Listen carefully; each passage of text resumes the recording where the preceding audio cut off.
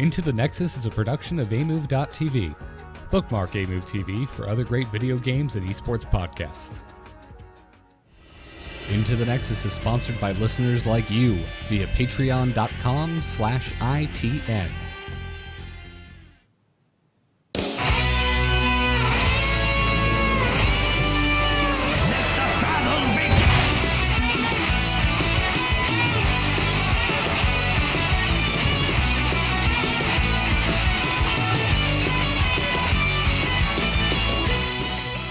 Welcome back, everybody. This is Into the Nexus, the podcast all about Heroes of the Storm, and we're back. Just the two of us building a castle in the Nexus, I guess. Kyle Fergusson, myself, Garrett Weinzierl. No guest today, just the original StarCast duo, I guess, if I'm really going back to where this all started. I've been hearing a lot about StarCast recently. It's been fun. And, well, of course, you know, there's a remastered StarCraft coming out. People are starting to think, is Brood War going to be a thing?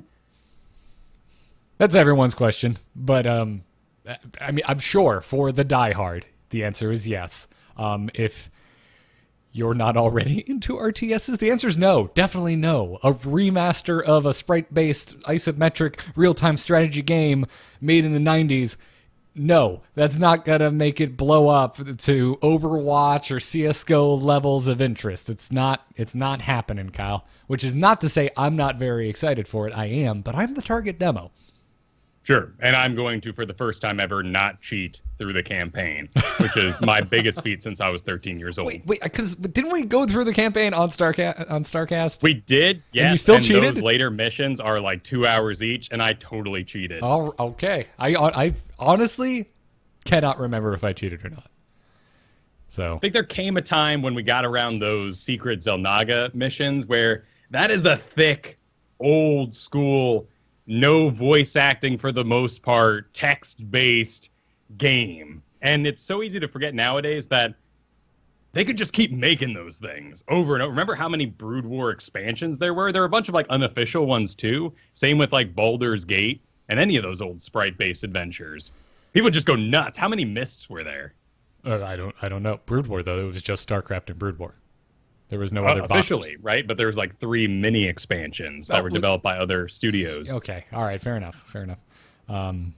Box copies, though. That's it. Yeah. I don't know. I'm still jazzed for it, but I don't think it's gonna blow the doors off and create a new fervor around StarCraft as an esport. But in the past, totally would have. But today, there's so many games to enjoy. I think it's hard to make anybody sit down and play the old version of anything. I've run into the same problem with The Witcher. I'm just loving Witcher 3. Can't believe I've avoided it for any period of time. It's the perfect game for me. It's making me hate BioWare, which is just insane because I've held them on a pedestal for so long, but it's just showing everything that's wrong in the world of video gaming by doing everything right. Except combat. It's still okay combat. It's gotten better. The sword feels like it hits something now. It's okay compared combat. to 1 and 2. Yes, yeah. But there's always something, right? There's always a caveat to any game you love. Take Heroes of the Storm, for example. I just this week, Kyle, realized how much I miss having just a damn dollar amount on whatever it is I want to buy in the game. That is not a topic on the show today, but if there wasn't much news, certainly would be one of the biggest ones in the community. Is it? I have not been keeping up on the Reddit, so if that's something everyone's talking about, I am with you, my brethren.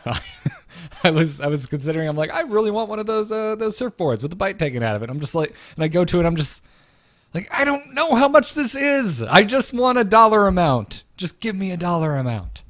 Yeah, this week Spirian jumped on the Reddit and let us know that the Suns Out, Guns Out items will not reduce their shard price any point during this event, which is going to come to a close in about 2 weeks.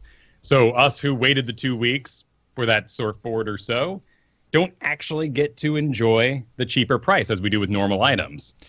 Yeah, that doesn't surprise me in the least, though. Like, I'm just annoyed, just randomly.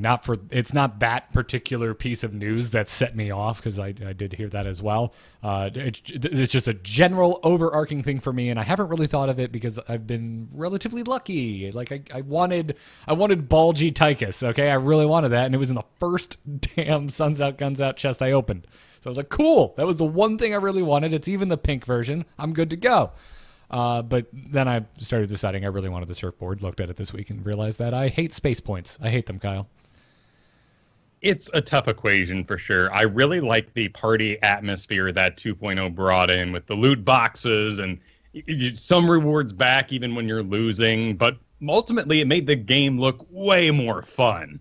When you're watching it, when you're playing it, everyone's dressed up. Even if they're just on a character they casually play, you can flip over to some guy. He's on his third Zool game ever, but he's got a master skin, what was a master skin, a fancy mount, a nice spray. No one ever heard the voice line, so that's fine. But still, that just makes the game look more alive. No, I absolutely agree. And like, if you corner me and say, "All right, Gary, you're talking all this mad smack about gems and all the other currencies in Heroes of the Storm. Is it worth everything else that came in with 2.0? My answer is just like a hard snap. Yes, absolutely. If we had to get that to get 2.0, cool, rad, I will deal with it. It's just the one little dark shadow that, annoys me and I want to put a spotlight on, but it's some form of antimatter that just keeps sucking up the light. Yeah. Well, and I know you also made your way into Hero League this week. I did. Well, back into it. I was working on it last week, finished up my placements this week. Oh man, my games. They have been maddening. It got so weird that I did something I haven't done in a very long time, Kyle. I took a screenshot of the loading screen with the comps and emailed them to you. I didn't tweet it. I didn't make a public stink about it, but it was just so weird. I'm like, I just have to share this with Kyle. This is what I'm dealing with. Are you going through the same stuff, man? I'm not seeing any Rainers like you are, but things are definitely weird. Rainer has been in, I think, half of the Hero League games I've played so far. I mean, he's good poke. He's a solid hero. He's cheap, maybe. Is that the reason? With the loot boxes, maybe getting Rainer to 5 even means you have a skin of some kind for him. So we're not able to tell on the surface, as we used to, if these are new players in a sense. I'm not seeing any Rainers, but my exploits yesterday in Hero League are well documented over on my Twitch channel. And in that particular sitting, I went 4-2. And it was one of the best streams I'd ever had because it just wasn't me. It was relaxing in that way. It was a giggle fest. We had a Murky who had their comms off on Garden of Terror. They picked Murky, of course. You know me. I'm like, hell yeah, what a great terror rider. I can't wait for him to take bribe. And he did take the bribe. But he didn't really care at all about keeps or forts. He wanted to get the bribe off the pufferfish, activate the Merc camp, and then just run to a different lane. So the Merc camps weren't timed. There was very little pressure on the actual enemy team in terms of their building. So it basically was just this crazy XP soak that equaled nothing. And because he had his chat off and didn't see himself as a terror rider, we lost a full-blown terror because it just sat there as we all typed it Murky. Yeah. And, 6 months ago, that's a 100% okay play style, sort of. We didn't really know better yet. Is basically what the problem was there. Now we've learned about Merc pressure and split pushing and the real power of those maneuvers. Garden Terror came back in, so I'm working with older information. But it really showed something I brought up to you earlier today, why people should never, ever turn off their comms. And you do have to have a bit of a thick skin to play MOBA, but I learned everything I know up until Heroes about MOBAs from trolls and people yelling at me in game, and I would have to digest that. I'd walk away from the game, probably upset, embarrassed perhaps, process the information. Back in Warcraft 3 days, there wasn't any sites that you could just kind of wander over to and start gathering up better information, and there wasn't a pro scene, so you didn't know who to get information from in the first place. Now we can digest that information and then come back to the game. But if you're playing with chat off, I would encourage you to turn it back on, because that's how you're going to figure out and not solidify really bad habits. In fact, Murky's rotations were great. Everything they did was fantastic for 6 months ago. Yeah, I was trying to find the image of the draft that I sent you while you were saying that. I got it here. You got Uther, Raynor, Johanna, Varian, and Ragnaros. No, this is what I'm going to do. Everyone can just see it. And you can also see how low I started to get. Actually, this wasn't even lowest. I think Gold 3 was the lowest teammate I saw over the course of my placement games. But this just got so wacky, man. So wacky. But so this was the one with the Raynor, but we won this one. It was hard won, but we won. This was, while we're just having fun lamenting about some of our matchups, this was, I went Divine Storm here, and Johanna got mad. Real mad. Yep, I had one of those games this week too. In fact, Anubarak got changed around this week. We're going to get to that in a little bit. But the win rate on his Locust Swarm is higher, and I was fighting both a Genji and a Malthael. In my moment of confusion and the fight that broke out at level 10, I picked Locust Swarm, as I had 2 decent Cocoon targets, not sure which one was going to be doing the most damage, and Locust Swarm got a buff. Everything's great. Game goes to level 16, no complaints. Suddenly things go wrong, and players hit that tab screen looking for something wrong, and guess who got targeted there? Yeah, that's going to happen. Although, was this Hero League? Sorry. This was Hero League. Okay, yes. It was Hero League. Okay. So are you... I feel like I need some meta knowledge on this. Are you not seeing Anubarax taking Locust Swarm in your Hero League? Because I still see Anubarax take it quite often at my level. It's the easier ult to use. Cocoon is a decision process that can be difficult. So I would fully expect that lower tier players, particularly given Anubarak's solo tank ability problems, would go with the Locust Swarm in most cases. But in Diamond and Masters and Grandmasters, where I've gotten to play Team League recently quite a bit, it's all Cocoon all the time, just because of the decisiveness of the ability. Gotcha. That's funny, because I feel like Cocoon would probably be better in Platinum where I'm hanging out, because I would assume that my opponents would probably not be as good about targeting down the Cocoon, freeing their teammate out. But for whatever reason, it just seems, if I'm taking a Nubarak, I've got the dive comp already, so why not dive the back line, turn on Locust Swarm, and just wreak havoc?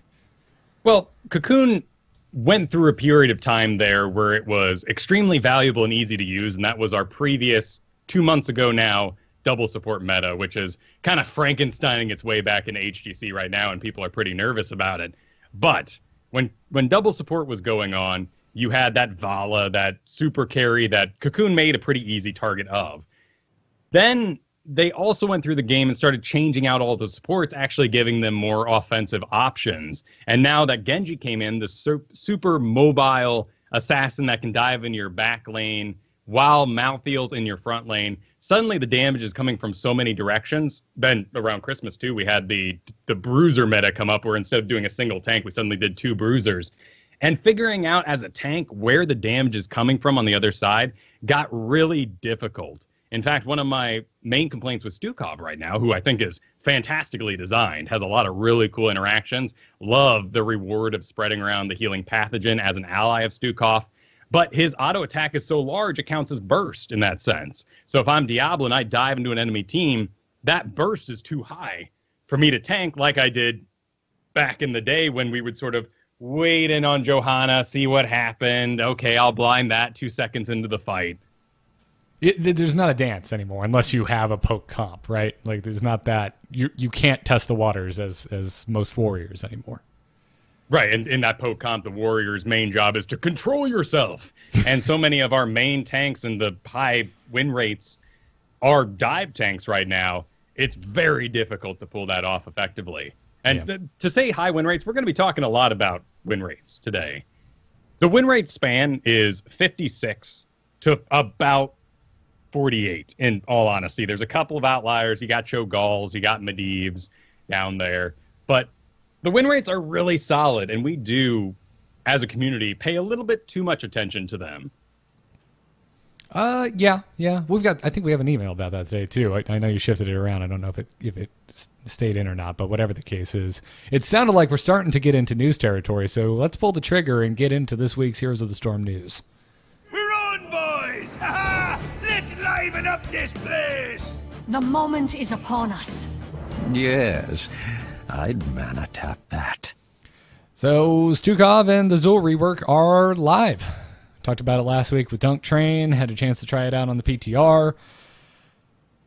I've been playing quite a bit of Stukov in Quick Match. I had a lot of fun yesterday with a couple of friends, and I don't want smack talk, but they're not to the level of someone like you, Kyle, or even as high as me. And I'm not, more average, just fun-loving players of Heroes of the Storm. And we went in there and had a blast, man. We were just the circles of death. My one buddy was on Tyrande, the other was on Chromie, and I was on Stukov. So we were just matching all of our circles up and decimating. It was hysterical. Fair enough. Fair enough. I have not been on Stukov too much. In fact, anytime I'm playing with anybody, they're rolling the Stukov, so I'm going with other things. Currently, I'm on some sort of odd romance with Tychus again, and it's working in Hero League. Good. That's totally fine. I think due to Stukov, he makes up for a lot of Tychus' shortcomings, and if something were to dive me to a point where I would be uncomfortable, he pushes it away for me. He creates silencing fields that I do extremely well in. And I'm mid-range. I'm at the perfect sort of Stukov's trying to get a melee in, but can't quite kind of range to spread around a pathogen. Yep. It's lovely. It's absolutely lovely. And also when you're mid-range, you're in that like sexy zone, right? Like where they want to engage on you. But if they engage on you, they step into the freaking silent circle that Stukov's laying down from his arm. And it's wonderful. I mean, I personally have not been playing a lot of Tychus, but I was of the belief, and still am, that he never really went away. I think there was always room for a Tychus grab. There's still, there's still a lot of hit points out there to be burned through. There are. He lost some of his synergies, but as Tassadar has been slowly nerfed down a little bit, he's not the better Tychus anymore, and I've gotten a chance to play him. And plus, I have the Infested skin. So Infested Brothers rolling together just looks great. But let's talk about the stats on Stukov here. Released at 46.7%. Yeah, it's a win rate. This is from Hotslogs. All of our normal disclaimers there. So yeah, lower than I would expect. And I still personally find him extremely strong.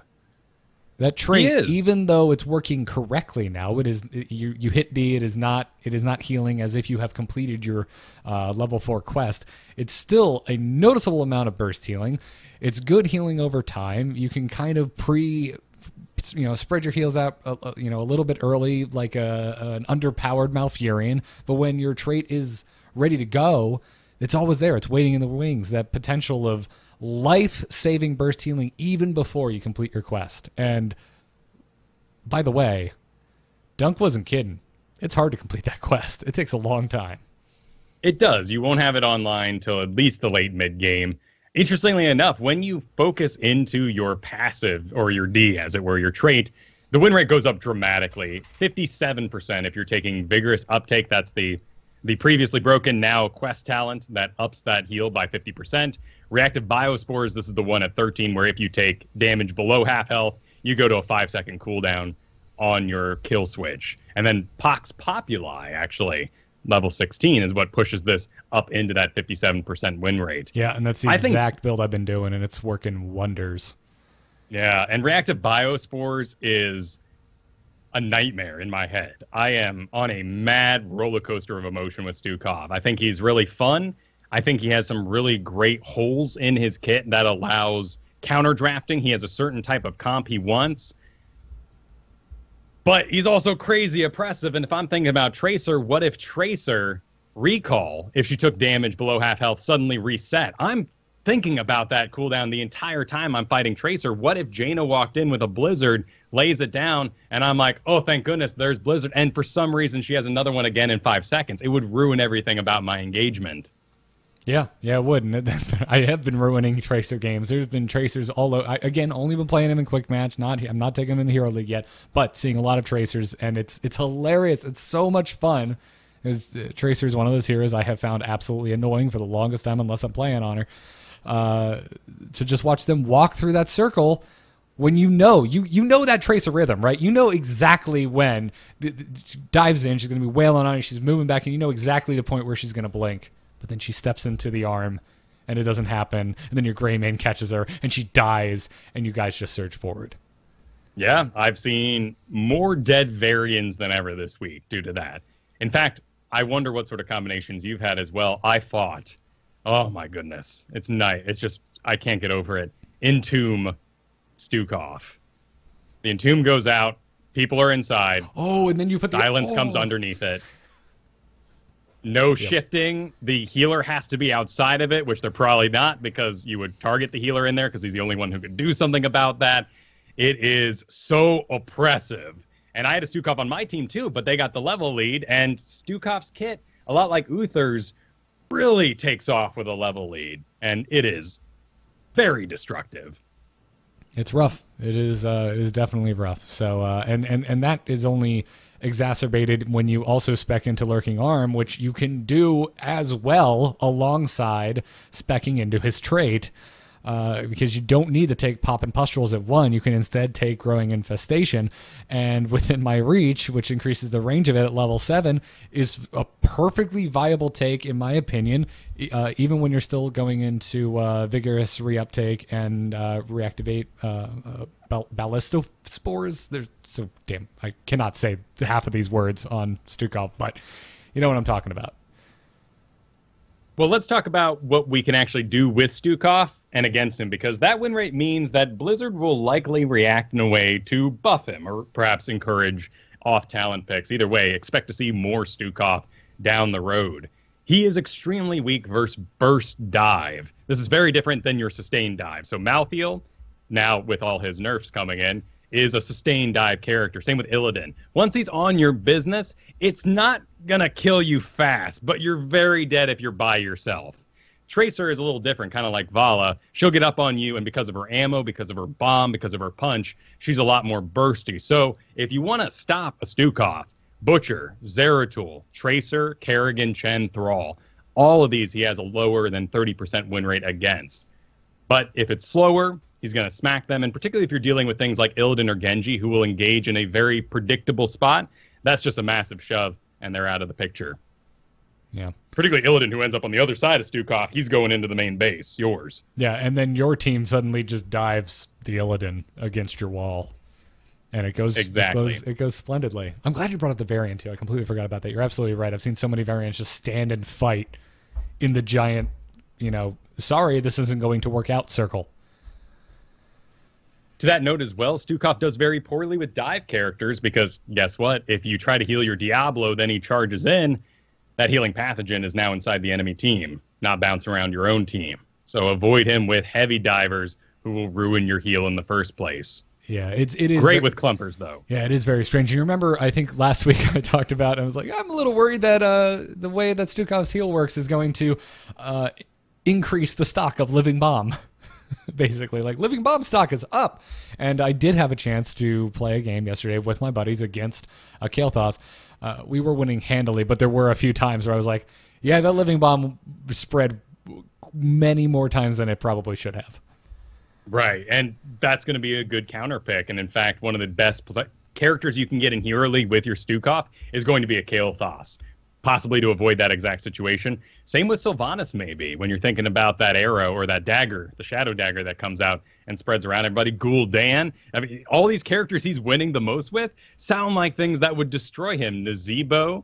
Zul'jin's kind of interesting. Tychus kind of interesting. Zagara. But if you think about any of these characters, they're constantly hanging around the mid engagement. They're not in front and they're not too far back. Even Gul'dan, just because he's got to do that sort of fell flame walk back and forth. Yeah, so you think he's the best in these kind of mid-range sustain, almost poke comps? When you think about how he does well against lower damage divers, how he's very clumped up, he works a lot like Morales in some ways. So what situations would you take Morales over Stukov and Stukov over Morales? Pretty simple to say. We would like our Morales to do some damage. Let's do Stukov. We want more area effect. We want more healing. There's no perfect equation because Blizzard does a great job diversifying these heroes, but we do have a number of sort of clump supports, and he works very well in those. Yeah. I also took him into a couple games where we had 2 warriors, whether they were tanks or bruisers, I really do not remember, and a gray man, and I really liked him there too, because anytime you have double frontliners, damage tends to get spread out between them, so the spreading of the spore really helps, plus gray man jumps in and it gets spread to him, and then I can kind of also work as my own beacon between the front line and the back line. Right, and what you just said with Greymane is perfect because he's going to poke it out with you against the enemy team on something like Cursed Hollow. So there is a prep time, and then once Greymane feels comfortable, he'll dive in, ideally, of course. That means the pathogen had time to spread around. Yes. Once he goes in a second time, now you should have another one ready to go.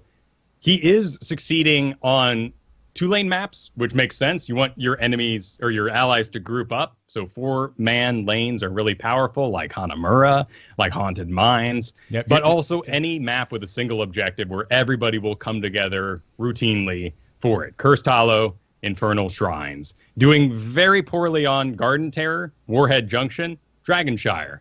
Those make sense. Everybody's really spread out. And by the way, Lurking Arm on Infernal Shrines. I don't know why I didn't think of that, but the first time it ended up happening and I just put my arm down in the middle of the skeleton pit, I just started cackling maniacally.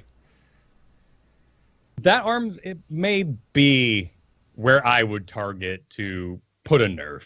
I think it's extremely powerful. I don't think it needs damage. And the number of Stukovs who have been giggling their way to the XP bank, clearing lanes, doesn't seem right. And I know that's where we often critique heroes here on this show, is too much lane clear, but it simply makes any hero viable. Yeah, no, you're absolutely right. It does. But yeah, I'm trying to, what other popular supports? Like, you're right. Like, what's Uther doing? Nothing is the answer to lanes. I'm trying to think of another support where I could be like, but this support's pretty good at lane clear. Ariel's pretty decent. Grenade will do you a little bit. Lily can hold a lane on her own. Mm-hmm. Certainly Malfurion now with his fancy. I actually got stuck in a game this week where I was the double soak Malfurion on Blackheart's Bay because no one else was doing it. And it worked. It worked just fine with Moonburn and Trident. Yeah, I'm still seeing Malfurion, so I think he's totally fine. It's totally fine to be a Malfurion right now. He's just not oppressive like he was before. Right. So I like it. So yeah, I don't know. This is the first time I think ever, or at least that I can remember, where I'm looking at a hero that just came out, that released to a sub 50% win rate with the statistics available to us, where I'm just like, I don't care. I think he's strong. I believe in Stukov. I think he absolutely has his place. And I agree with you. I think nerfs are coming. Yeah. And I think buffs are coming, actually. Because of these numbers.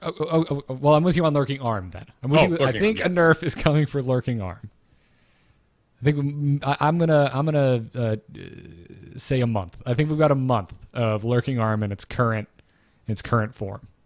There's a lot of heroes that come out that we like to make excuses for. I remember defending Li Ming and being like, "No, it's fine. S of Joe, it's fine. We just need to learn how to counterplay." Yeah, that was OP.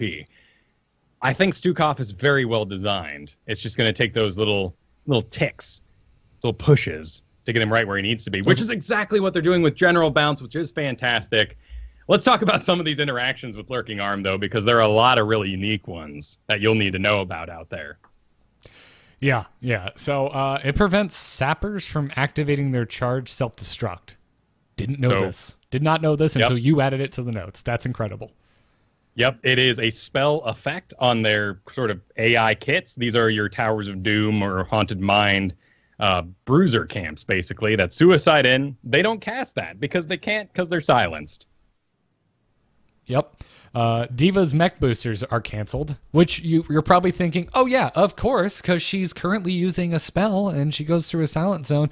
No, hold your thought. It's canceled even if she is not in the mech. So if she ejects suicide bursted in, out of a boosted mech, it will just stop dead in its tracks in the middle of the Lurking Arm.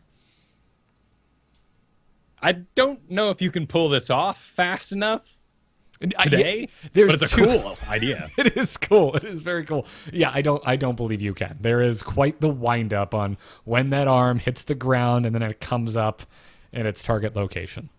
But why would you waste the effort in APM when you could just massive shove the entire bomb away. Yeah. And if you angle it correctly, well, it doesn't matter because it doesn't damage them, but right into the other team. But more importantly, away from wherever it was they were trying to get zone control. It is funny to bring up that we have all learned how locked in you are when you massive shove, perhaps in a too good of direction. Yeah, that was another thing that I was a little concerned about after trying him on the PTR. I'm like, I think this is more dangerous than anyone is giving it credit for. And now, playing with Stukov on live, I stand vindicated in my concern. You don't want your target to go too far unless you feel like the safest player in the history of this game. You do have 50 armor, so that is an interesting equation for value. It gives you enough time to go, oh, I've made a mistake. But if they're going back to the core, you're still going to die. You can't cancel it. You'll be there for a bit. Yeah, it gives you just enough time to really realize the mistake that you made. But you can't cancel it. You can cancel your lurking arm, which is good, because that's the other thing. I've seen a lot of people this week going, oh my God, he's so exposed when he's using his lurking arm. It's like, yeah, but he can cancel it and just leave. It's not that big of a deal. There's not protection against it though, right? Like once you hit that E, that mana is spent. It doesn't matter how fast you cancel it. There is not protection from double hitting E too fast and canceling your own lurking arm when you didn't intend to. There you go. So right now, if you want to set up a clutch lurking arm, it's best to do it slightly out of its range, press the E where you want to place it, and let Stukov take a step and then cast. Most spells in the game right now that have some sort of activation, like a Morales grenade, there is a short, this happens with Anubarak's burrow charge as well. There's a short duration where they have to be underground or it has to be in the air and you can't reactivate it yet. That is not on Stukov's kit. So be very careful. You are going to burn a lot of mana if you're not careful. And of course your spell doesn't go off. You don't get the clutch whatever you were trying to do. Exactly. Now I do like it because it means I can cancel it fast enough if I just start it and then they dive forward. I'm just like, wait, nope, need to leave. It's fast enough that you typically can make that correction, get out of there, be safe. But you're right, if you hit E too many times. This is actually the first ability in a very long time that I have taken off Quick Cast. I do not like Quick Cast Lurking Arm. Yeah, and it is 60 mana too, so it's a really obvious point. There's a lot of really cool tricks you can do to get over what I'm about to say, which is extremely obvious. Hit your skill shots. Make sure your spells do something when you cast them. If you're looking to improve in this game, number one reason you might be not so good is you run out of mana because you miss all your shots. And doing bad lurking arms is how you play a bad Stukov. Yep, absolutely. So anything else? Any other lurking arm interactions you just have to get off your chest? Some of these I've tried myself. I can't confirm all of them. This is partially the list that's been put on Reddit, but I know for a fact that Tychus's overkill, you're currently shooting your minigun and in motion, is canceled upon being silenced, as it would if you were stunned. Most abilities that would be interrupted by a stun or a push are also interrupted. So obvious things like standing still, like Nazeebo's Ravenous Spirit, that's canceled by just about everything in the world. That's understandable. But it does stop things like Lily Cups. Genji Deflect is a channel, so that's canceled. Cassia's Fend interrupts nuke drops, I've heard. Can't confirm that, haven't tried it, but on Warhead Junction at the increased range at level 7, that's a pretty good way to zone your base and keep that thing from being dropped on. Also interrupts anything with a cast time. Butcher's Charge, because first he goes, meat, and then goes. Twilight Dream has a little bit of a wind-up. Chromie spell, she always has to get those going first. So there's a lot of little things you can interrupt in that way. But if it is a channel that has attached to somebody or is currently a buff active on you, that does not go away. So something like Drain Hope on Skeleton King is perfectly fine because that's a self buff. Though it is attached, you are not channeling it like the Genji Deflect. Oh, so that's interesting. All right, so you wouldn't be able to cast it while standing in it, but if you have already landed the Drain Hope, feel free to walk through the Lurking Arm. Right, so if you're obvious ones, of course, like Avatar Muradin, if you currently are protected on Barry and you step in, those sort of things don't just disappear. If you could auto-attack during it, it's probably not affected. Cool. All right, that's a really cool stipulation. Alrighty, cool. How's Zool feeling for you, dude? I have to admit, have not really had a chance to take him for a spin. He's interesting. I really like him. I'm a big fan that they gave him late game merc ability. I would say of all the things that are tilting me in the game right now is I just want to see some mercs taken, man. Is it any better where you are in Platinum? Taking merc camps?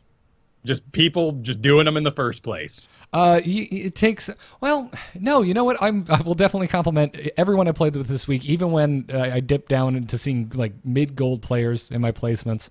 Everyone was pretty good with their kind of rhythm of taking merc camps. Now, for the most part, I felt like people weren't taking them unless it was extremely safe, but at least they were taking them. It's been interesting to see the lack of very well-known timed merc camps like your giants at 2 minutes on Cursed Hollow just aren't happening right now. So to take something like Zool, when he can't merc until 13, you can do the exact same thing with Zeratul. So they added that feature into him, but there are other characters that can do that better, perhaps. So in that way, Zool's failed. Another way that Zool is failing is actually our understanding of the video game. It's a rather interesting phenomenon. Zool, his talents augment his overall kit and make him better. And what you want is a Zool who can do everything, that can lane clear wicked fast, but not too fast because it gets stupid at some point.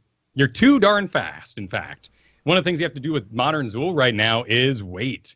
If you run into a lane, you've done the skeleton build, it's a lot of fun. It's my favorite it's my favorite way to play him. When I want to relax in Heroes of the Storm, I go skeleton build Zool. Right, exactly. You want to, just kind of clear the lane. Maybe you just want a huge team fight. Everybody's dead over there, but you've got 1 health. With old Zool, you could walk up to a lane and just clear it out and start regenerating. And by the time they res, you'd be nice and healthy. The Trackghoul's essence now requires skeletons to auto-attack in order to get you health and mana back. So you kind of clear just the front ones and then leave the skeletons to actually get their attacks out so you can get that health back you wanted. So over-investing in a skeleton build or any sort of lane clear build is actually a mistake. You just go too fast. You don't need it to be that good. So instead what you want to do is probably a Shackler build, actually. You're still going to have shade opportunities. That's the one where you evade basic attacks. You're still going to have backlash opportunities where there's just Stitches and Johan on the other side. Why did that happen? Who knows? But like you've got a lot of health to take out there, and people will break your shields because you're sort of this off tank now. But Shackler gives you a slow and gives you more bone armor. Now you're sort of working as a bruiser. Then you might go into something like Grim Scythe, maybe. Then into Trackghoul's Essence, perhaps, because you want some mana regeneration. You're on Infernal Shrines and you're by the lane, so those guys can sort of get some hits and heal you up inside. Then you might go Executioner. It's actually a mistake to go too much in the lane clear. Or you might go Echoes of Death, the Scythes. It's very scatterbrained, and basically, if you're doing a very pretty build, you lose. If your build is hideous and looks like you're completely unsure of what you want, it's probably the best build in the world.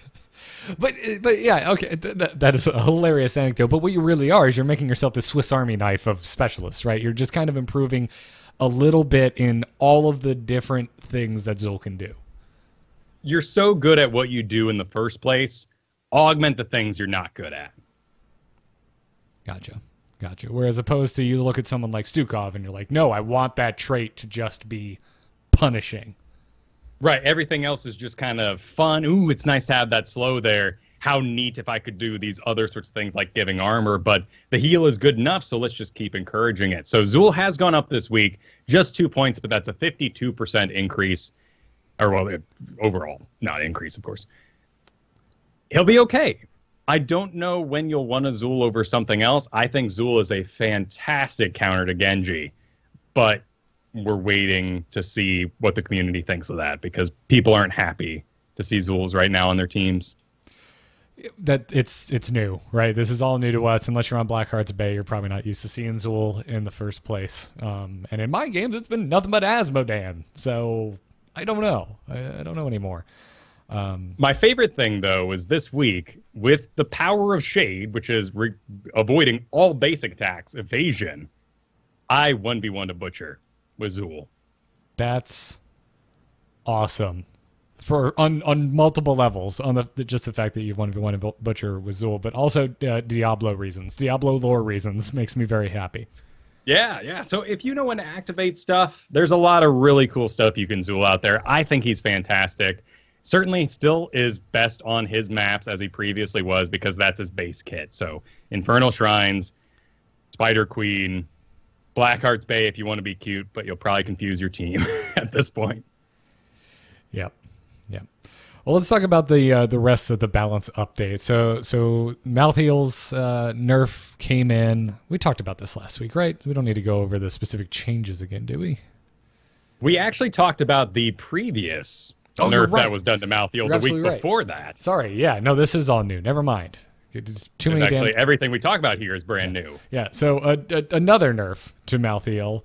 And his win rate, we have seen it go down in the statistics that we can see, but he's still the top win rate.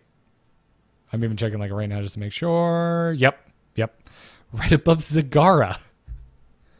Yeah, interesting. Zagara is a fascinating Mad Money Heroes story, and I love following these threads. Yep, which, by the way, if you're an Into the Nexus patron, have a Zagara coaching video coming up for you tomorrow, as a matter of fact, so keep an eye out for that. So Reaper's Mark damage was reduced, Tormented Soul's armor was cut in half, and at level 13, Ethereal Essence, the maximum physical armor was reduced from 50 to 40. 13 has some pretty good talent diversity there, but this was definitely one of the most oppressive talents on the tier. And if you were going to be squirrely, try to outrange and outmaneuver Malthael with something even like a Tracer, Tychus, Vala, you couldn't get through that armor, and you weren't succeeding. I really feel that particular nerf. And the 20 armor down to 10, I love it. And I wouldn't be as happy about that change if we can just get the graphic. And I do not have a good answer for that. How do I know if Uther's giving people 50 armor or 25? That's really, really important. Should I be wailing on a dude who has damage reduced by 50%? Should I even use a 16-second cooldown spell on someone who has 50 armor? Or is this just a little kiss of armor, perhaps? Man, I don't know. Could we do something with the portraits up in the top? Like, just show a little shield with a numerical value over it? Right, you put a little number on top of the shield that pops up on the board, because I'm sure shooting ain't looking up at the top of the screen during a team fight. Well, that's the other thing, too, is it is more information, but it's honestly kind of risky to be staring at it, because you should be looking at what you're doing while you're fighting. Perhaps the right answer would be to have some sort of armor smith hero that on their trait tracks the amount of armors in the area. I don't like that at all. That'd be more of a World of Warcraft kind of thing. Yeah, Did you fill out your data entry sheets before applying? Yeah, because everyone puts hunters in their group because they can track beasts. It's so helpful.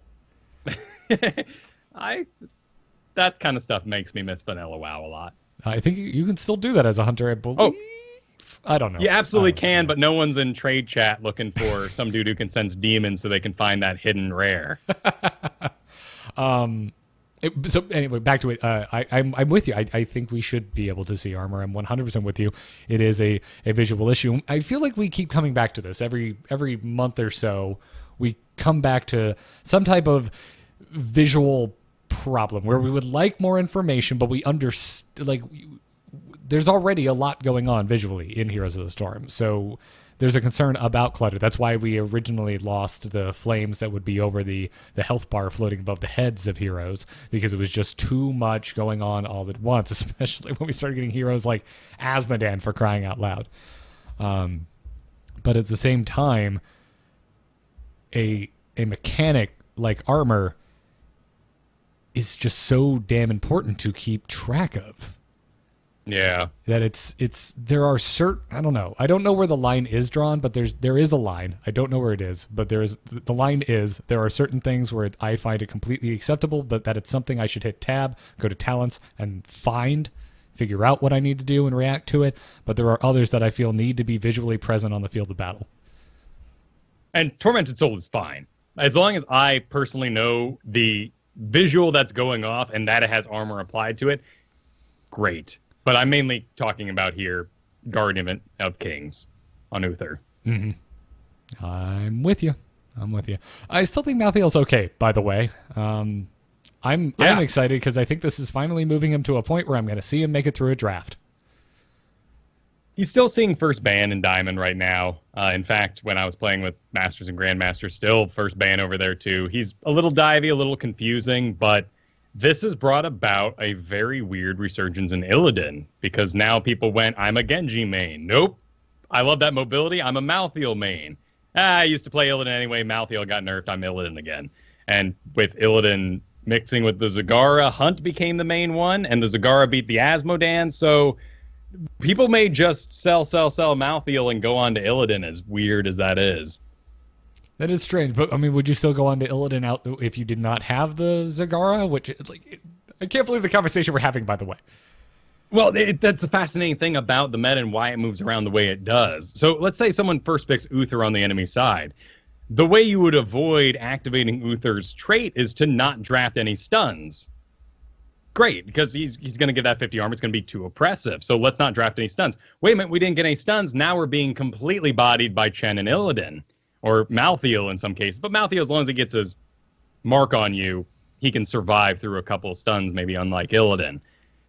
So it's this crazy, crazy back and forth swing we have with HGC sort of leading the way, and we try to digest it at home. Yeah. I don't know. I'm just glad to be in this Zagara world that we currently live in. It's nice. Yeah. I got a quality of life change on Ragnaros. Not that big of a deal. Camera snapping back to him now when Molten Core expires. Cool. Very cool. I'm surprised the amount of people that don't know you can just smack spacebar. Yeah. But I think this is a great feature, and just fill my UI settings with these things, please, Blizzard. I would love to choose when my camera snaps, when it's targeted on me, anything like that. Just makes the game feel more alive. I mean, there's not a lot of other, I feel like, points where if you're not playing with a locked camera, it forces the snap to you. And that's not a dig on anyone who right now is listening and going, wait, I can hit spacebar and it recenters? Not a dig at all. I love that kind of stuff. I love when people find this stuff out for the first time and get excited. I'm just, for whatever, the world we live in where we're talking about it so often, I am surprised that more people don't know about the spacebar trick. But that's cool. Great quality of life change. Tyrande. Let's go to Tyrande, because I haven't been in terms of playing her in any way, shape, or form. Brutal. She was like, this was my first love, man. This is where I went. And eventually I swapped to Uther, and Uther ended up being my first master skin, which is now the vinyl of Heroes of the Storm to even say something like, that was my first master skin. Which now, actually, I think about that's kind of cool. I'm going to be a Heroes hipster. But I have not been on the Tyrande train since her rework, which I was very excited about, but it turned out to just not be something I enjoy playing at all. But she's gotten a bit of a bump. Her basic attacks per second have been increased. Celestial Attunement had the free cast window increase. This is your level 4 talent. Movement speed increased at level 13 on Quickening Blessing. Level 16 on Mark of Mending, the heal amount while a target is marked has been reduced. Also at 16, the cooldown was reduced by 10 seconds on Elun's Chosen. And then so all nice little talent variations, and one actual nerf in there to encourage you to pick another 16. Yes. I think it just comes down to, I just don't like the current version of Tyrande. I think they've finally moved her into a place where I don't like playing her anymore. Right. It's tough when they change your hero and they lose power compared to maybe newer heroes. The meta changes up and your hero doesn't become viable. But it is sad when straight up players feel like they lost their mains because of an update. Yeah, now that's not the case for me personally, but this is a bit unique here because I wasn't playing Tyrande a lot when the change went live, when the initial rework even happened, so not a whole lot changed for me. But since then, I've been going back and flirting with the idea of playing Tyrande more, and have just come to the realization that her heal is a joke, and I really don't like the mechanic of having to attack as much as possible to make it less of a joke. That may have just come out at the wrong time, right? We're sitting here wondering what's with all the Rayners, and I think that ultimately comes down to we were in a high mobility meta. Yes, Rayner has the increased range, but to stand anywhere for any period of time is just dangerous. So you've designed a character that does exactly that. Now it's a last pick. Right, absolutely. And then you look at Stukov and you're like, yeah, he just throws his stuff out and continues moving, maybe lands a smack, and if he does, it actually is worth it because it does a lot of damage. So then I look at someone like Tehran and I'm just like, well, when am I actually going to get enough basic attacks in to help my team? Outside that one magical scenario where the enemy team misdrafts, you see an opportunity to wail on people at max range, but her range isn't incredible. It's not hammer, so you can't guarantee that. She has to go in that particular area. Well, it's important to note, though, that she is up 3%, which puts her at 48%, which, to be perfectly honest, is above Genji, Li Ming, Ariel, Zarya, Thrall, ETC, Zeratul, Muradin. Some names you've really come to know and trust. Other names that you might be first picking out there. Yeah, no, you're absolutely right. And nowhere in my own personal little tirade just then did I say, I think she's bad. I just don't like playing her. I don't like the way she plays anymore. They've changed her enough that she doesn't feel like Tyrande used to. Even though Sentinel's better than it's ever been, in my opinion, and Lunar Flare has never really honestly been messed with that much. Over the whole course of Heroes history, yes, it absolutely has. But in recent changes, it still feels very much the same. It's just not for me. In Hero League design, mental health philosophy, Tyrande losing her party-wide heal at 10 was too big of a blow. And I'm not talking about balance here. I'm just talking about, like, someone picked Tyrande, and we could all at least go, well, let's just play safe till 10. Kind of like we do with Varians or Abathurs. I would like to see the new version of Shadowstalk somehow become just a baseline ability, because I don't know why you have to pick that over Starfall. It does not seem impactful enough to warrant that decision to be made. But it does feel right. It feels right on Tyrande, 100%. I will give them that. It feels like something she should have, but it doesn't feel like it should be your choice for a heroic. All that said, still really love her on Cursed Hollow. Fantastic pick. Yep. Yeah, people going to be standing still doing things, and your Lunar Flares are going to just wreck. Not to mention everyone hanging out in those narrow passages in the jungle that Sentinel is going to get. Oh, it's beautiful. It's wonderful. Mm-hmm. There's still You're places... doing a boss. You want to know if they're doing a boss. Guess what? You found out. Yep, absolutely. It's just a little too much work for me. So, finally, a new Barak. Basic attack damage reduced. Base maximum health reduced. Locust Swarm getting some incentivizations, if that's... I don't think that's a word. But no, I like it. Got a damage increase, got a heal increase, and but the duration has been reduced, but that's fine. That's more damage going out, more healing happening in a quicker window, which I enjoy. I want things... If I'm diving in and popping Locust Swarm, I want things that go quickly. It's the right change for the current game. Anubarak losing overall health again, just at this point, it's just like the poor guy. They just can't decide what they want to do with him. I feel like this is a mistake because it's only going to increase the power of burst on our tanks. And things are already really hard for tanks. Yeah. I don't know. I've stopped taking a new Barak.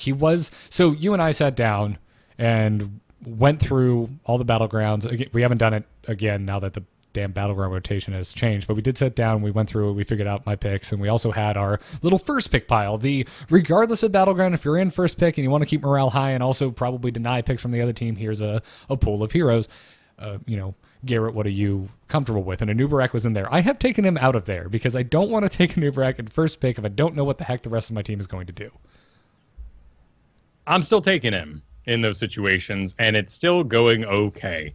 But I do like doing Underking to increase my range and getting the Subterranean Shield. It gives me a really nice buffer to help the battlefield make sense and allow me to have the reaction times to do the right thing. Perhaps I'm not ancient, but someone younger might be able to go more aggressive and not go as heavily into survivability. Yeah. Yeah, I still try my best not to dive if we do not have a dive comp. I start playing them a little bit more like I play Muradin, where I walk in, start smacking people, and I keep that burrow charge ready to re-engage on my back line if someone gets past. But it's just, I was dying before this change, and now I'm probably going to die a lot more. Right, and when I think about Stukov, you dive Stukov, he smacks you, they reduce their health. Those are the sort of things that I'm curious about, even though I think in a vacuum, both choices to decrease Anubarak's health and for Stukov to do so much cool damage with his Wicked Arm are excellent flavor choices. Mm-hmm. I agree.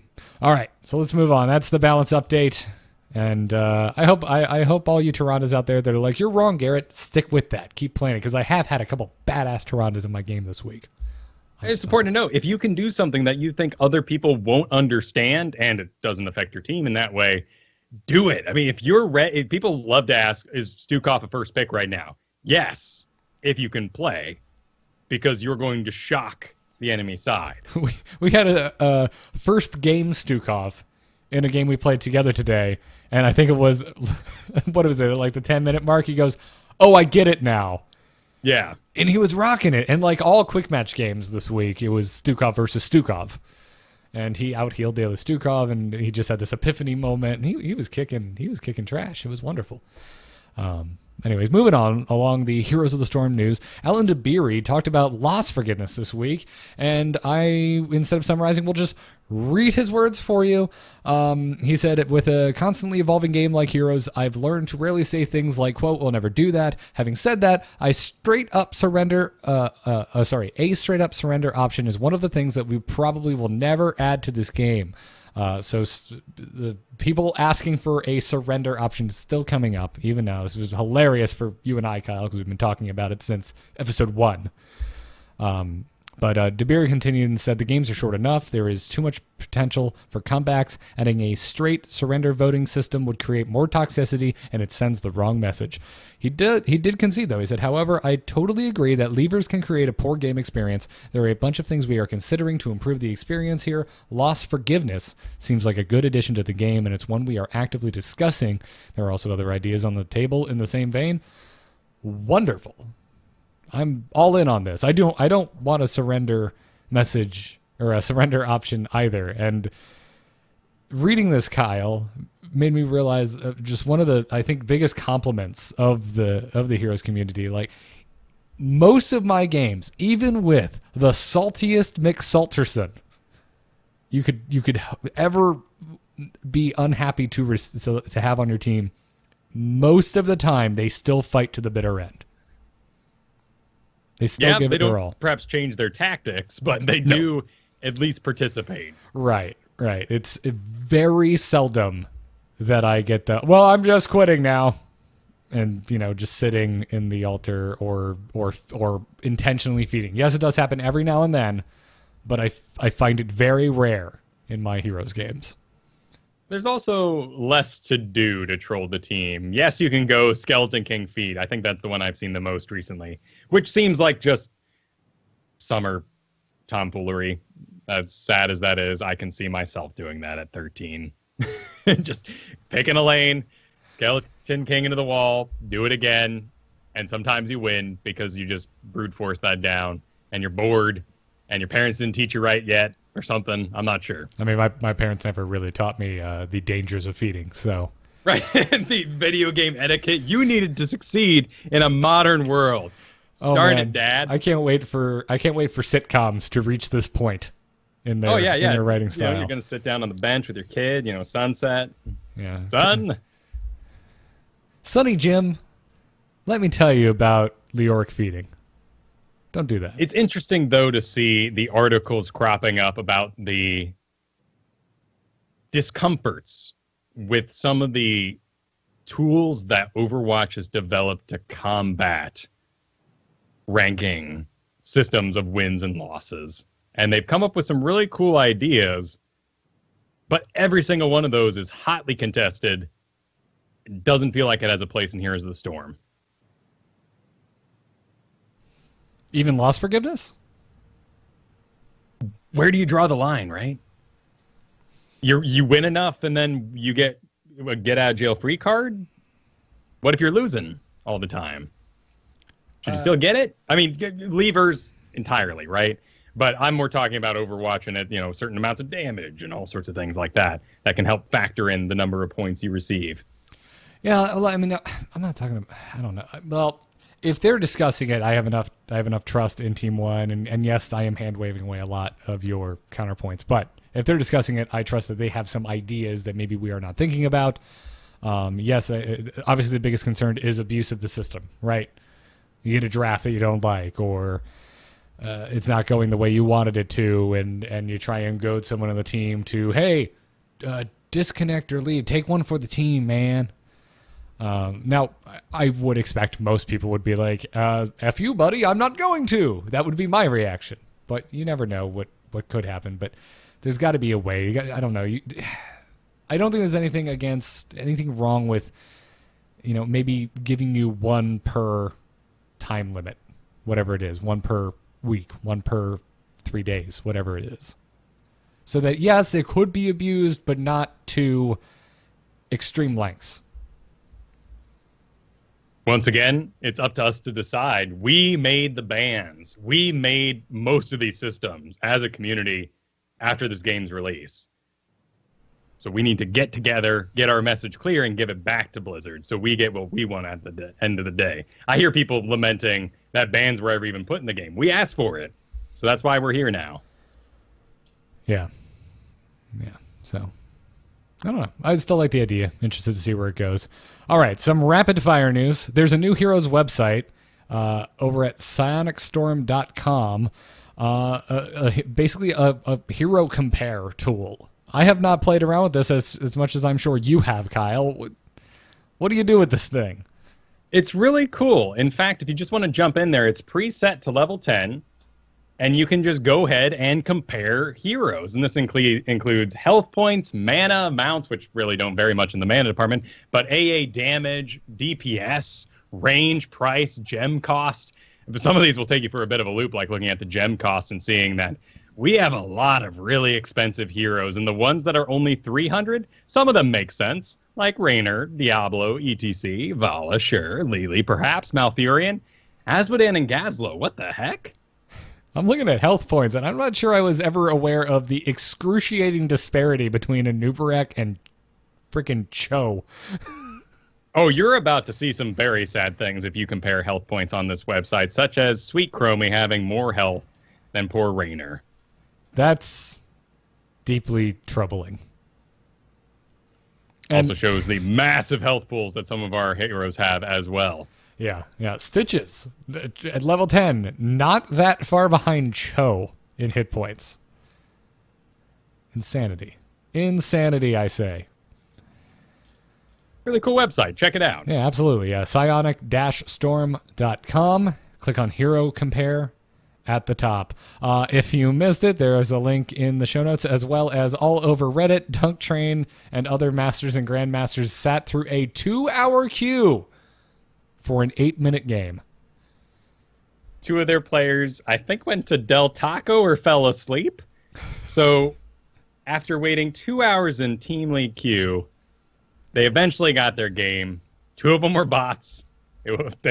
Bots chose for them Murky and Brightwing, and they lost in 8 minutes on Garden Terror. Yep.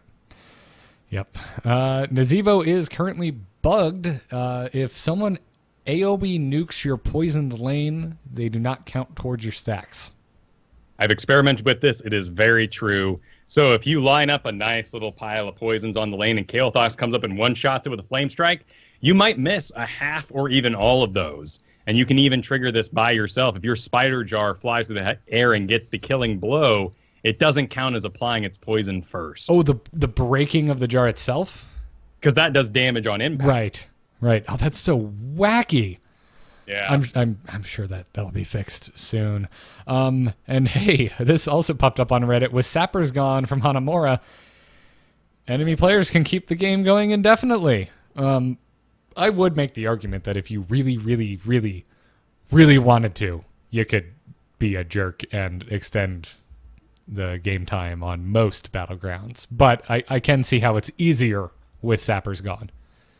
At this point in the game that was posted, every single building had been taken by the enemy team. In another map that would have spawned catapults, it would have started the Towers of Doom ending sequence firings. Something else would have happened. And without sappers, the team that was losing for a full hour couldn't choose to let the game end because there was no way they could control just not attacking catapults on their core. Yeah, absolutely. So, like, if you're being a jerk and your whole team is being a jerk, you can all just sit there and just not push a payload. Exactly. That is kind of insane. Like, yes, you can drag games on in any battleground, but without sappers on Hanamura, it's a lot easier to be a jerk. Don't be a jerk, people. Don't be a jerk. And then finally, if you are not already listening to Lords of the Storm, you should, because they had a fantastic interview with hero designer Nat Lamuzga. I probably butchered that. My last name is Weinzierl, so I feel I think I helped you butcher it by misspelling it. Nate would be that name. Gotcha. But yeah, they talked about Stukov's design history. Not going to spoil that. Go and listen. But they also talked supports. They said there's a plan, make supports more engaging to heal. Not planning to release another support with a point and click heal, so don't expect to see that anytime soon. They want to reward skill shots and healing heals at the right time. They want to give supports a counterplay option. If you lose the draft, they want talents to be able to fix that. And cleanse will be extremely rare. Said it's too big of a counter, and you can't counter cleanse.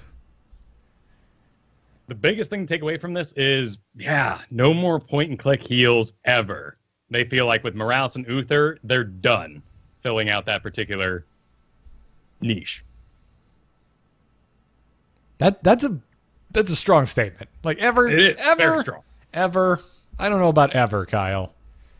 Right, they say this after Stukov, who you point and click your pathogen, and then it sort of spreads around. So we can expect that there will be abilities like it, but as for a straight-up, Uther stun, I don't think we'll ever see anything like that. And the single target, one burst heal, not going to happen again, it seems. My head has not been in an Overwatch place in a long time, so I am semi-blind life in the chat room is saying Anna confirmed. It's actually blowing my mind. I haven't thought of Anna or how she would play. Just imagine Nova, but you have to land your skill shots to heal people. Great. Yeah, I never even tried her. I played Sense, and I just said no. If you get good, it's worth it. Anyways, very cool. Well, before we move into strategy, which is just a mailbag this week, because we had so many emails asking for strategic answers, that's what we're going to be doing. But before we do that, let's thank our patrons over at patreon.com/ITN. The total keeps going up. Many of you went in and fixed your pledges if your payment methods had changed and were causing declines. I cannot thank you all enough. I'm so happy to see how far we've gone past even the dunk train goal. So thank you all. And on this episode, thank you to X, Pow, and Pongul. I don't know how to pronounce that. Calvin C, Arvid N, Jason MR, and Dr. Santa, which feels like the Christmas Walmart Dr. Pepper knockoff name. Okay, yeah, I can feel you there. Their actual one is Dr. Thunder, but I could see them, adding maybe a little bit more cinnamon and nutmeg around Christmas time and calling it Dr. Santa. I like it. But thank you, everyone. Thank you, everyone, for supporting the show. And if you enjoy Into the Nexus and would like to support the show, patreon.com/ITN is the best place to do so. Now, let's move on to strategies. Choose a talent. Choose a talent. Talent? That seems generous. And this is your brain on fell magic. Simply B. Just B. The letter B writes in. And by the way, send your emails to itncast@gmail.com. Totally forgot about that. But B writes in and says, lately I've been trying to up my draft game. I've been using heroescounters.com/map. After I see what unranked draft map we'll be playing on, I quickly tab over to that site and check the best heroes for that map. I try to choose, I'm assuming what hero to play, within the top, say, 15 heroes? Is this a mistake? B said it feels overwhelming to A, pick a hero that is good for the map, B, happen to be good with that hero that is good for the map, C, pick a hero that doesn't suck against the enemy's team comp. How much does the enemy team comp matter versus choosing good heroes for the map? Am I overthinking this? TLDR, yes. Yes. Yes, you're overthinking it. But I think Blizzard's system, particularly Hero League, causes people to start to think in a much wider roster way. Because you have to own so many heroes to go in. 14 at this point, right? Yeah, I believe you're correct. I don't actually know. I think you're right. I know it went up from where it used to be, but I have a lot of heroes, so it's not a concern. Right, and we've been with this game, and we've grown with that number, and it makes sense. But if you were to go to League of Legends or Dota, and lots of casual players play tons. I remember just having a lot of fun, Bloodseekers, Abaddons, but I always had like 2 mains. And I think the idea of having people own this many heroes causes this disparity. Granted, in other MOBAs, you can become a support, even if you've got no right healing anybody in the world, and your kit doesn't match, you're the wrong type of range for that sort of role, you can still buy all the healing items and support a team. So, does this cause issues from the get-go? I think so. You should be focused instead on 3 heroes that you're really, really good at, and one of those probably has an interesting interaction, whether on just a single ability, talent, heroic, that you can take advantage of on the map. Yeah. And to chat room, which is saying, that's that number, so you definitely can get a hero with the amount of picks and bans. We're very aware of that. We're just streamrolling past that because that's obvious. But still, I agree with you, Kyle. Having to own 14 heroes and also have them over level 5, don't forget that as well. Yeah, absolutely. And you use the term one-trick pony a lot. And you have said, to your credit on the show, that you don't use it as a negative connotation.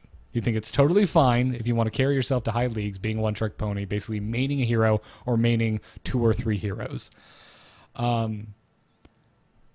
But at the same time, I think that you should kind of look to that as an example. I think the average player of this game, you just can't be that good with that many heroes. It is an unrealistic expectation of, I think, most players of really any video game. Now, if this is the only damn game you play, all right, go ahead and hold yourself to a higher standard, train with more heroes. But yeah, I think this is a mental trap to fall into. We talk about all sorts of traps on this show, specifically trap talents. But I think mentally going into Hero League or any draft scenario, this is a trap to get into a mental state, because you shouldn't be playing a hero you don't know how to play. Look at Guardian of Ancient Kings on Uther, his level 7 talent that was considered OP till the nerf, which is still the reason why first pick Uthers happen. Healing a hero that is currently stunned, rooted, or silenced gives that bonus. That means if you're fighting a Nubarak, Uther is a great counter because a Nubarak does so many stuns, but you have to not get hit by that stun because you have to hit the heal while they're stunned to give the bonus armor. Are you accomplishing that on your first pick Uther? I'm sure as heck not. And you need to ask yourself, do I know how to properly lane clear in the early game? How does my lane clear change as I grab talents? At what level can I take a Merc camp? What's my role in the team fight? These are really hard things to understand, and they're really hard things to keep practiced on more than 3 heroes. So you're probably drafting far wider rosters than you're actually prepared for, but you have the knowledge to understand why Uther is good there. You're just not going to execute that because of your lack of practice. Yeah. Yeah, I think the only scenario you should find yourself in playing a hero that you are not comfortable with is when you fall into that horrible scenario, which is the whole reason the 14 hero requirement is there in the first place, where all of your other potential solid picks have been either taken or banned. I ended up on we're all going to have those nights where that happens, and things are going to get a little weird, and we keep in mind that 60% win rates, even 55, 52% win rates are positive and mean progress are happening. Absolutely. I ended up on a Rhaegar in my final placement game, which we lost because of that very reason. I was last pick and no one else took a support, and I was just like, I don't want to support, and they took all the supports I like. What do I do? Panic Rhaegar. It was not a good place to be. It's not a good place to be. And I landed some clutch ancestrals. It didn't matter. Didn't matter. I also lunged in when I shouldn't have multiple times. So I mean, so short of saying, well, just don't do that. I mean, what would you say as an overarching, kind of over-encompassing, just general tip you would give to someone going into Hero League? Like, how many heroes should you really be comfortable with? I usually tell people, hey, maybe learn a tank or two, a DPS or two, and a support or two. Right. You have to be able to fill the roles. It's going to come down to that. Strategy number one is to show your web at the start of the draft. What is your pick that you feel like is your main number one? Nobody can stop it for that map pick. And you should honestly be thinking about 3 heroes maximum there and varying them based on the map you saw. How are you going to branch from those 3? So let's say he opens up Heroes Counters. It's Haunted Mines, and he sees Sylvanas at the top of the list. Awesome. Great pick. You show an early Sylvanas. Is it because you know how to Haunting Wave to turn off a tower so you can start it shut down without having to walk into range and take auto attacks? Do you know all those nuances? Do you know how to do a Merc camp by yourself at the level 3 mark? If you don't, then your Sylvanas will only contribute 25 or 20% of the team. And that's all. And that's great. And that's fine. And at the end of the day, if that's all you want to be is 20%, that's fine. But you're not going to climb giving just your 5th of the team. Yeah. I think zeroing in on at the beginning, at least, on a few select heroes is a very good thing to do. And I would add to that, spread it out between the roles, because when you do, at least if you go and learn 1 tank, 1 DPS, 1 support, if you are forced onto a hero within one of those roles that you have not played before because your pick was taken or banned, at least you'll have some general idea of what that role should be fulfilling. Exactly. So your system's working. Just make sure you're drawing the connections. And if you find, check your hot logs, look at your own, your own stats. And if you can find that, hey, by chance I happen to be taking Sylvanas on 4 maps, excellent. Let's spend some time getting really good at Sylvanas again. Yeah, it's a fantastic tool for helping you curate your roster. You'll start to notice what you can actually pick, because you might be thinking, oh, Malthael, definitely Malthael, love Malthael, but you might never get to pick Malthael because you have to A, be first pick, and B, he has to not be banned by the time it actually gets around to you.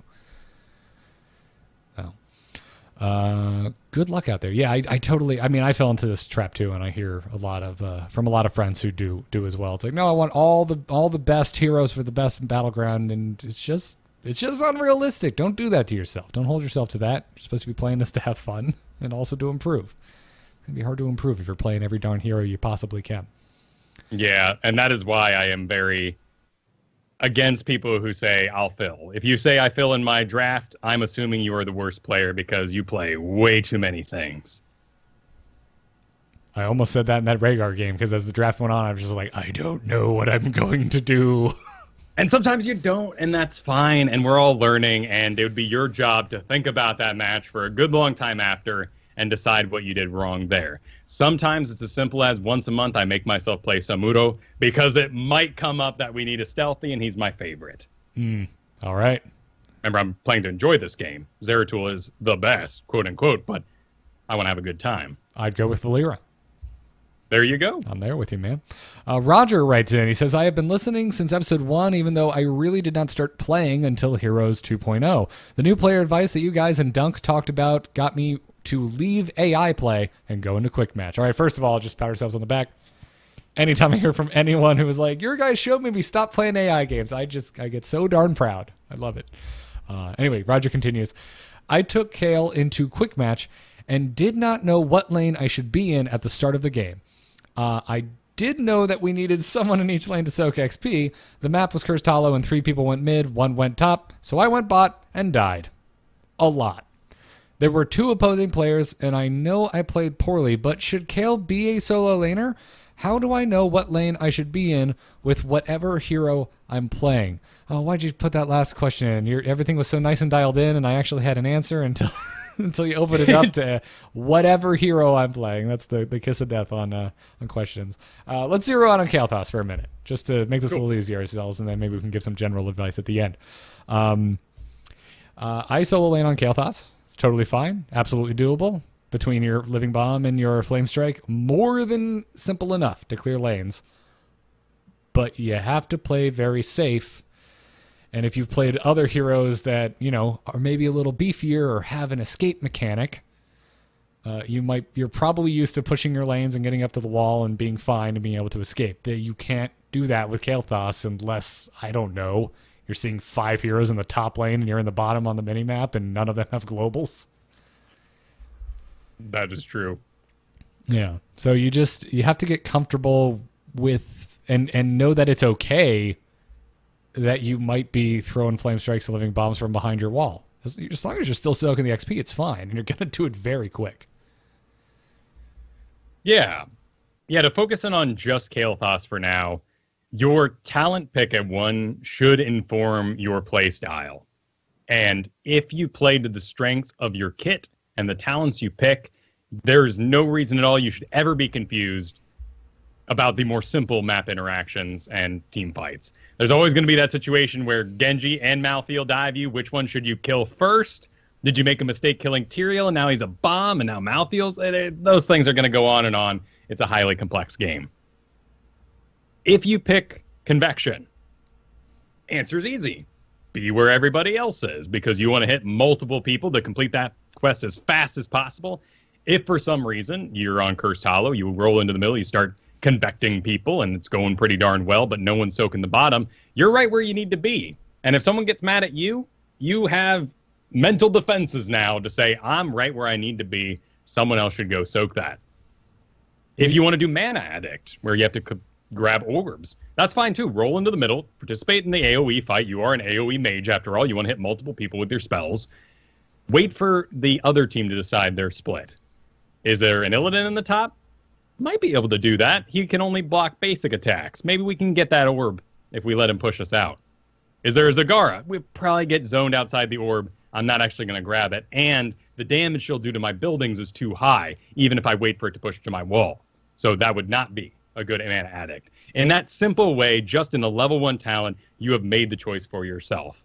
It's also important to note here that you don't have to damage the lane to soak it. You can just sit in a bush right next to it and just let it go. That's what Genjis are doing right now. Genjis go in the solo lane. They just sit in a bush. Someone shows up. They use a lane collapse to maximize their deflect and just continue to soak super safe. They have high mobility and a shield to deflect to avoid damage and the gank in the first place. I want fan art of Genji patiently just sitting in a bush. Still saying I need healing, right? But correct. Of course. Or I need shields. One of the two.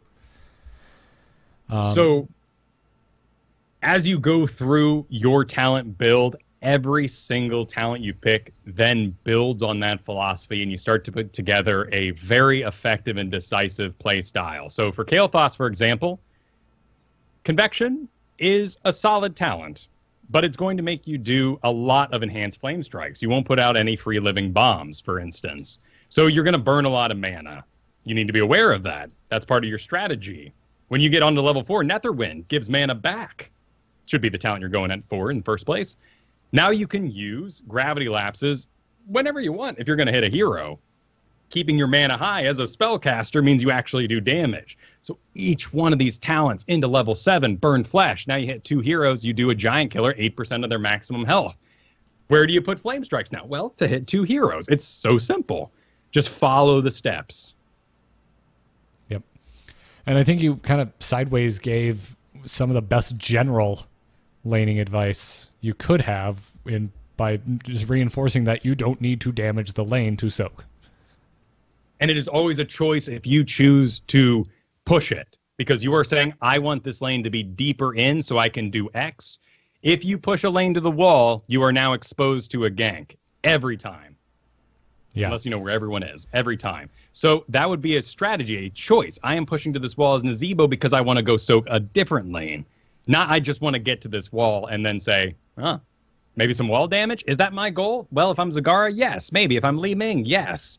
Because I can get that damage out. Yeah. Actually, that's one of the coolest things about being Li Ming is she can stand very far back while damaging that wall. But you're absolutely correct. This is the main source of my exhaustion with all of the Asmodans that I've been seeing. Beyond the fact that none of them have been on Hanamura, it's that they just blind push. And yes, Asmodan is one of those heroes that can get up on the wall and actually do something about it. But if you're not keeping an eye on that minimap, if you are not relatively certain of your safety, you shouldn't be doing it. The problem there is actually a rather interesting reward risk factor where their brains have just dopamine them up every time they get a building, that they forget the 10-game loss spree they went on yesterday. It's very interesting. Like, I see Sylvanas do that too. They're in the bottom lane pushing so low. What part of your Sylvanas experience taught you that would be the strategy right now? It's right in this one specific instance where nobody's addressing them. But in every other game where there's a global or someone who can counter that, they got to be dead 20 times over. Yeah, I don't get it. For me, it's a major pet peeve because I really enjoy playing specialists. So when I see it, it drives me crazy. So I don't know, Kyle. You know how what was it, 2 or 3 weeks ago, where we're like, yeah, we should probably just not draft specialists. I'm at my wit's end. I'm about to start drafting specialists just so no one else takes a specialist and does it wrong. Then you'll probably have 2 specialists in all honesty. But you should be playing Zagara, in all honesty, dude, because you're good at her and she's in a good place. Thank you, sir. Thank you. But, plus hot slogs, you got Dragon Shrine, you got Warhead Junction. People are going to see general win rates, not thinking about her really inflated wins on Hanamura and on Warhead Junction. Mm-hmm. So everyone, even on 2-lane maps, will be like, sweet, Zagara, bring it. Yep. So to bring back to Kael'thas, just be safe. Just be safe with whatever version of laning you end up having to do. And if you do end up alone, and even if you do end up pushing it out to the wall, which can happen, Kael'thas is no slouch at building damage. Keep an eye on that mini map if you're gonna engage and try and chip away at that wall. Final email for today. Kyle writes in, I don't believe this is you. I did not send an email to my own show, no. My dearest self. It's been a long road on the Hero League climb. Kyle writes in and says, when I'm starting out on a hero, I often refer to Icy Veins build guides for recommended talents. However, I found that some of their not recommended or quote-unquote trap talents have resulted in a dramatic improvement in my performance, taking lousy heroes in my roster to top win rates. For example, Rexar's Hunter-Gatherer Regeneration Globes quest and Thrall's New Blood for Blood talent. You guys have experienced something similar with Nazeebo's Dead Rush zombie build. Do you have any other experiences like this? I'll defer to you, Kyle, because I don't really. Yeah, and if we're talking Dead Rush on Nazeebo, we're going back in time from when people hated it. Now it's my favorite talent at level 7. I do it every time I can, unless I really think our team is missing damage and I have to spider build. I love Dead Rush. A single zombie wall clears a lane. It's completely. It's gross. It's really gross, and that's I there was a point, and I feel like it was 2 or 3 months ago, where this was the off the wall build for Nazeebo, and that is definitely no longer the case. I think spider build. And what are you even calling it? Because usually when you're going that build, you're doing Thing of the Deep, you're doing Blood Ritual, you know. I call it toolkit build. Toolkit build. All right, fair enough. I like that. So it's right now I think it's a split. You've got your corpse spider build, just diehards, and folks like Kyle and I who really like seeing our zombies get up and run. And I can deactivate the zombies and make them run whenever I want. So if I miss a zombie wall, I can send them running, get sight. They can get up on people. I love Ring of Poison because if I cancel my zombie wall, they still now turn into Dead Rush zombies and the poison ring is left on the ground. If there's someone like a Sonya or an Asmodan who would slam my zombies, they all die. My poison persists. Just by saying that, there's someone out there that just went, spider colony, what the heck, Kyle? What's your problem? It's exactly what I just said. My understanding of Ring of Poison allows me to do really cute things. I will not miss out on Spider Colony if we get to level 16 and we don't have the damage necessary to win the game. If I need more spiders, if I need more sustain, if I need to be putting those out more regularly. But I love Ring of Poison. My understanding of this particular talent, just like you mentioned your Blood for Blood on Thrall talent, those are going to cause mistakes. You suddenly heal, you do damage to the enemy side, you win. Yeah. And if they didn't understand what happened, that could start a snowball effect. And you do it again to a different guy and maybe the same guy 3 times because he never understood and checked the tab screen, and you win. So trap talents, some of them, there are some out there that are just weirdly bad, and they just don't fit maybe our current sensibilities, the current meta. But there are also these talents that you can take to great success that will be called out just like my Locust Swarm was if you start losing. Ravenous Spirit on Nazeebo, a great pick versus Malthael because he's never in range to actually stop you from Ravenous Spirit. Let him do his Shroud, then drop it on top of his Deathball team and have a giggle. But that's one instance, and all the other 4 heroes on his team may have made Ravenous Spirit impossible. Certainly Stukov's one of those with his increased range. So every talent has some sort of viability.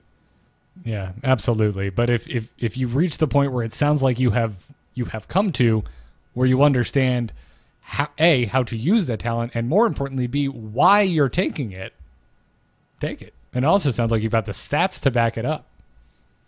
Exactly. Just like we said with the Kael'thas or Genji hiding in a bush, understand why you're doing what you're doing. You are not doing the correct thing. You've made a choice. So live up to it, but understand why you're not doing the main thing. Yeah, I absolutely love Kyle right now, by the way. I think he's doing like the great thing. It's like there's nothing wrong with going and looking at builds. Icy Veins is fine, totally great. But what I don't want you to do is blindly following them. Ask questions. Challenge authority. In this case, it's a fan site. Right, well, and I learned that through doing paintings and art, too. Like, don't you paint it wrong because you want to or just because you don't know any better. Know why the technique exists and avoid it purposefully because you want to create something interesting. Exactly. Learn, but if you're learn at the boring gym and you're lifting weights, you don't go like this, waving them all over because you're going to hurt yourself. Yes, learn the rules so that you can break them purposefully and intelligently. So, I dig it. I dig it. And thank you everyone for writing in. itncast@gmail.com is the place to do so. This is going to wrap up this edition of Into the Nexus. Next week, I am traveling again, so we will be doing an earlier recording next week, sometime on Wednesday. We're still figuring it out. We'll try and throw it live if we can. And it'll most likely be a mailbag episode, plus if there's anything happening on the PTR or any type of balance changes. So, again, send those emails into itncast@gmail.com. And then I will be gone the following week. But that's all right. Kyle and Jeff Canado will be here in my stead. So look forward to that. Thanks again to our awesome patrons supporting us at patreon.com/ITN. Thank you to our producers, Declan H, Cheesy Bob, and Mythdoll. We've got swag available. You can get Into the Nexus t-shirts over at shirts.amove.tv. We also have glassware, coffee mugs, stuff like that over at etched.amove.tv. Typically, we're live Thursday nights at 8 p.m. Eastern, right here on twitch.tv/AMoveTV. You can follow us on Twitter at ITNcast. And we got to thank Gorath from The Core Show for our sweet intro music and BrianGriffithMusic.com for the soothing outro music you're about to hear. If you're watching or listening to the audio version, I don't actually add it on the video version. Someone, I can just imagine right now on YouTube going, well, where is it? It's on the podcast You said it was version. sweet? You let me down, Garrett. It is sweet. It's on the audio version. Anyways. Kyle, where can folks find you? You can find me over at twitch.tv/Kyle Fergusson. This weekend, Team League is back once again. Looking forward to getting there. And there's probably going to be a lot of Tychus again. I'm sorry, guys.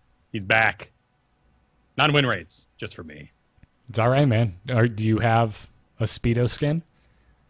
Dude, I'm infested Tychus from here to the end of time. Plus, it may take me a little bit of time to get over my ban and Speedos. But you weren't wearing or were you? I wasn't, technically, but it still fills me with odd shame and regret. All right, fair enough. Kyle will, it'll be a long time before he wears a bathing suit again. That's not true, actually. I go on a cruise in 10 weeks. I'm excited about that. You can go on a cruise and never put a bathing suit on. Well, not a Speedo. But I have learned for a tall body, you should have a colorful pair of shorts. Why? I don't know. It has something to do with, like, it makes a lot more sense on with women's swimsuits because you're talking about the hourglass figure and the type of body they're wearing, and you're pulling attention to different areas. So to make your chest look really good in a swimsuit, you would, as a tall guy, want a colorful pair of shorts so that the eyes sort of move up and down the full body and enjoy the excellent picture. Just like a tall guy like me looks like an insane murderer in a trench coat because I look like I'm about to blast off into space Neo style. And this will conclude Kyle Reads GQ, or wherever you've been getting your fashion tips. I don't know where this came from, but I'm so glad I asked you about it because that was highly entertaining. Folks, you can find me on Twitter at Garrett Art. You can find every podcast I do at amove.tv. And for the very near future, I would recommend you go and subscribe to Embrace the Spoilers.